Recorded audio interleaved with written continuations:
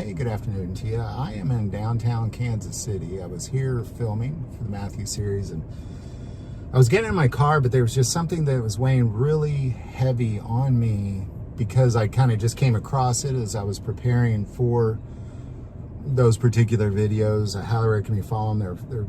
It's helping me a lot, truly understand what it is we should know about what it is Jesus had to say, not just the U.S. Christian church's version of it, but what did really Jesus have to say. And there is some in a cross-reference that I came across that made me say, yes, that is why this country will fail.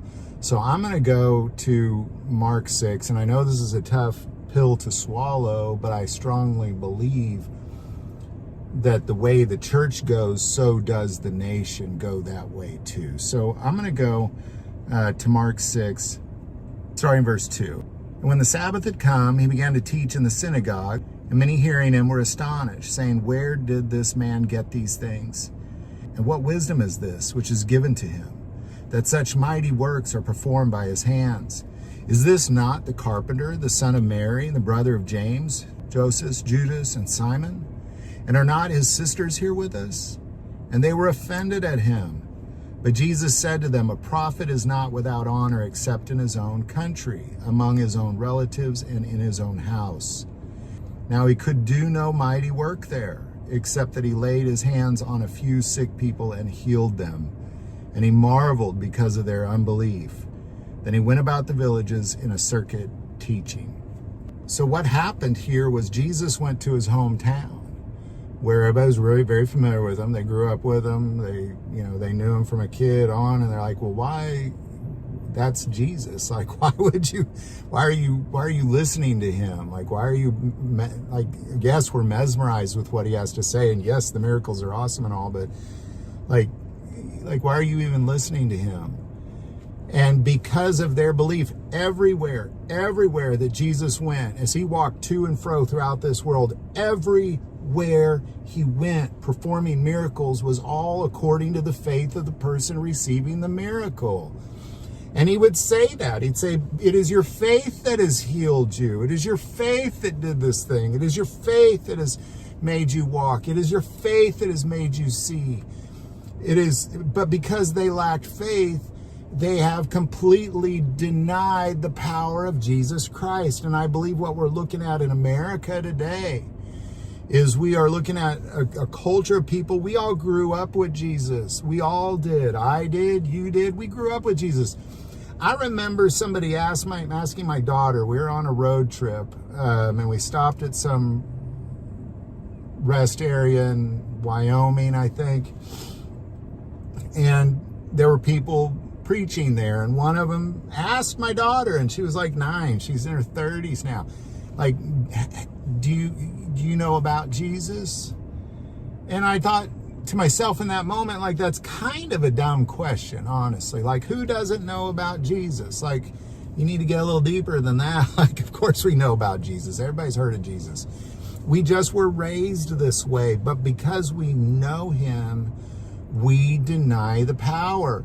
The teaching is amazing.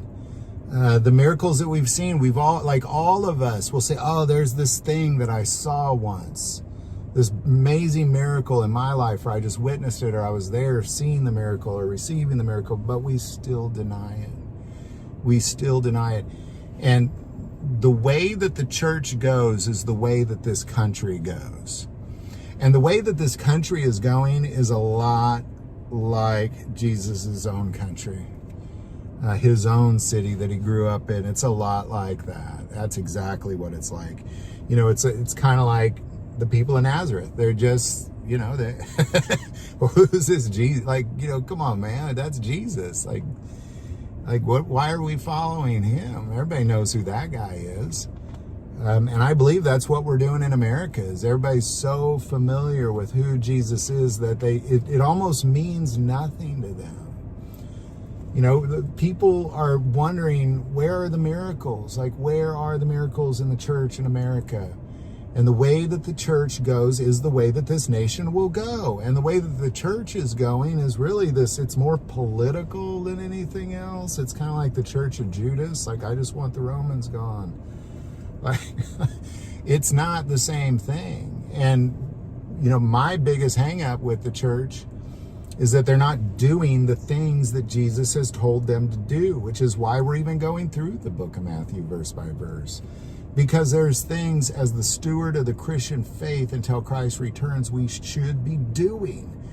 And the church is just not doing those things. They're not feeding the hungry, they're feeding themselves. They're not clothing the naked, they're clothing themselves. They're not taking care of the widows and the orphans, they're taking care of themselves. They're not visiting the prisoners or the sick because they have better things to do in their own mind. They're too busy. You know, so they're not doing any of these things. They show up one day a week, if that, and they throw $20 in the plate. And the general message is whoever spends more time in this building that we call the church is the better Christian.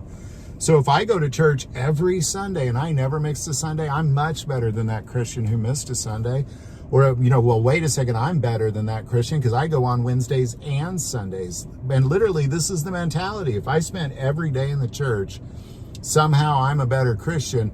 But I'm not doing anything that Jesus said to do at all. I am not doing anything that Jesus said to do at all. If all you're doing is spending your time in the church, you're not doing anything that Jesus said to do at all.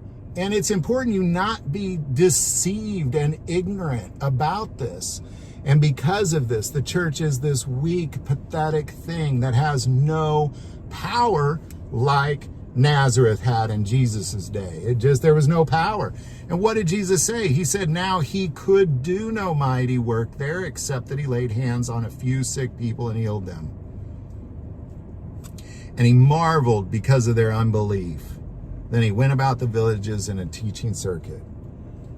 Like, this is what America, the church in America is like. It's just like Nazareth. We're like, well, we know Jesus. Like, yeah, okay, another story about Jesus. Okay, we've heard this story already. I went to church. I threw $20 in the plate. I've done my part. And my wife made me go on Wednesday, so I'm actually a better Christian than Bob, the neighbor next door, because he doesn't go on Wednesdays. But there's no power there. It's just a show. It's just the Sunday show. And there's no power. Everybody is just feeding themselves.